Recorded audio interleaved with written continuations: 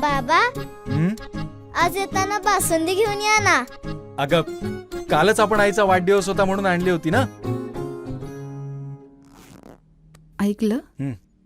गोकुळची बासुंदी पुन्हा खावीशी वाटतेय. खरं सांगू, मलाही खावीशी वाटतीये. पुन्हा पुन्हा खावीशी वाटणारी गोकुळ बासुंदी.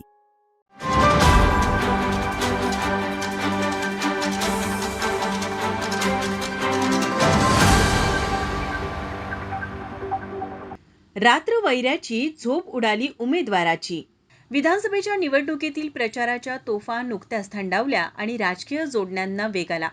कोण म्हणते गल्ली तर कोण गाव पॅक केलं असं सांगत कट्टर कार्यकर्ते उमेदवारांचा उत्साह वाढवताना पाहायला मिळत आहेत.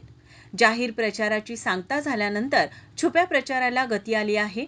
जेवणावेळी झडल्या जात आहेत. शहरासह गावातील रस्त्यावरील असलेले धाबे अक्षरशः गर्दीने फुलले आहेत. शेवटच्या टप्प्यात कार्यकर्त्यांकडून फोडाफोडी, जुळवाजुळवी अर्थात वेगवेगळ्या जोडण्या सुरू झाल्यात.